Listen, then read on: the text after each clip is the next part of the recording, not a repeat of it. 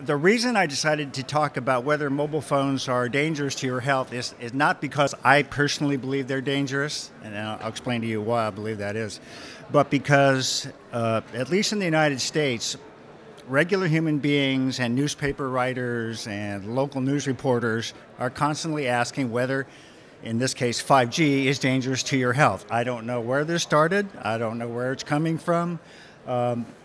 RF radiation, and that probably explains why people are frightened about it, is something that I've actually written about and studied for about 30 years. So this is not a new problem.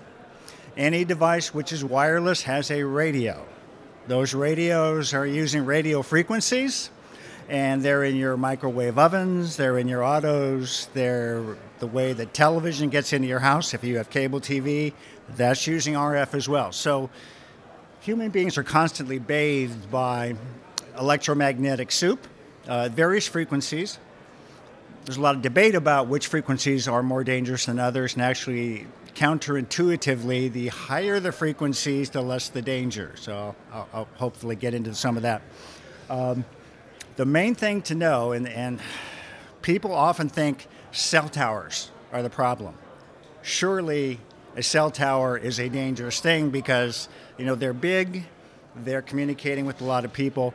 Actually, as it turns out, a cell tower is the least of your problems. And the reason is that RF signals decay logarithmically.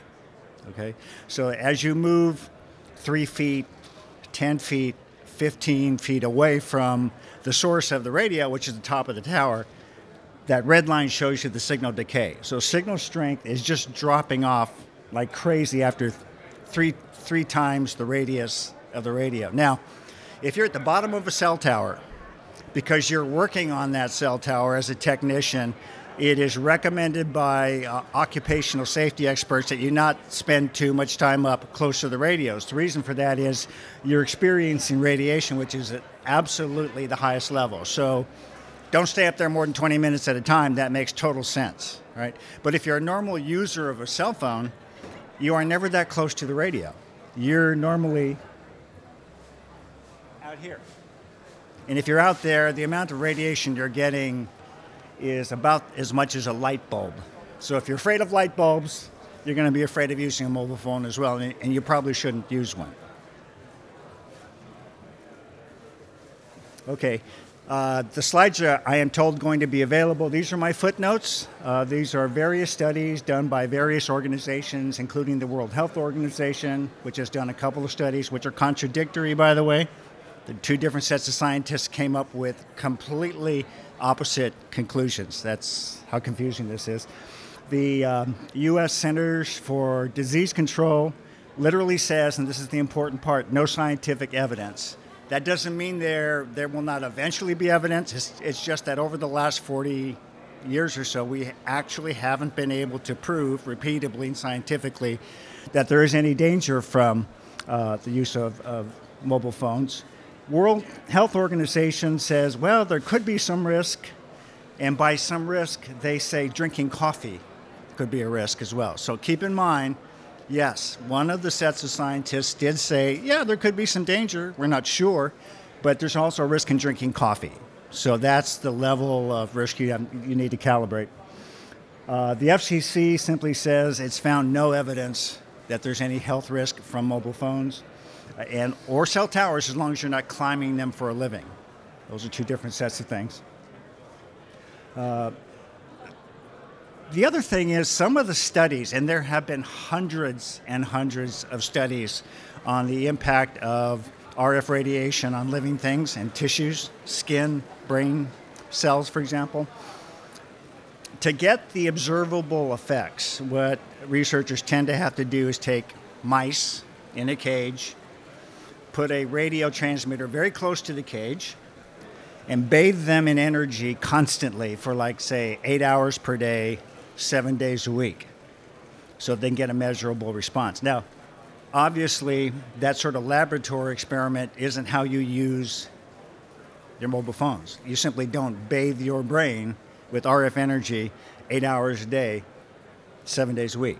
So, yes, you can find some studies that show some sort of possible increase in cell mutation, which is cancer. That's what you worry about. But you have to do such unusual things to produce that kind of damage that I think the risk is pretty slight. Now, as I mentioned, most people are afraid of cell towers. That's not the problem. You are never close enough to a radio on a cell tower to worry about the electromagnetic effects. In fact, you're going to get more possible skin danger from walking outside in the sun here in Honolulu than you're going to get from your mobile phone. It's just infinitesimal power levels. On the other hand, you take a cell phone, and remember your cell phone has a radio in it, a transmitter. It's got to have, think about it, enough power to reach a cell tower, which could be 6 miles away. So it's a fairly powerful transmitter, even if it's transmitting at low levels. And where are you putting it? Next to your brain. So if, in fact, you are worried about RF radiation from a mobile phone, don't keep it next to your brain. Use Bluetooth, use a headset, use whatever you want. Literally moving it just this far, 3 feet away from your brain, will cause the power levels to drop dramatically, about a third, literally, by just holding it this far away. So I would approach use of a cell phone like I approach driving my car.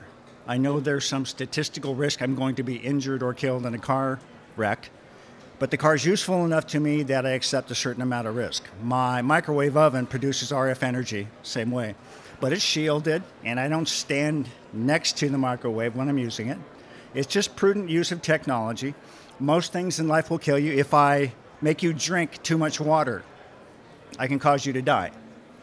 But we need to drink water, right? So it's a sort of balancing of benefit and risk that you have to keep in mind. Mobile phones are no different. Whoops. Let me go back. The thing is about mobile phones is we regulate power levels from them. You cannot sell a mobile phone in the United States that is above a level that the FCC and other health officials have determined could be dangerous to you. It's not proven that it's dangerous, but it could be. You can't sell a device that we think exceeds those levels. So if you don't trust the government, I can't help you with that. I mean, CDC and the FCC, they all agree that there's not much of a danger. Now, prudent risk is how you use cell phones. I personally don't talk on cell phones very much because I don't like having transmitters held against my brain. And it's not because I'm thinking it's dangerous, I just don't like doing it. So I send text messages, I use email, that sort of thing, simply because that allows me to communicate, and yet I don't have to have a transmitter against my brain. And I'd recommend all of you do the same thing. It's just prudent. Limit the amount of risk. If you get on an airplane to fly to Hawaii, you're exposing your body to RF energy from the sun. Now, I fly here all the time. I'm not going to stop flying here because I'm exposing myself to a little bit of X-ray radiation. It's prudent risk.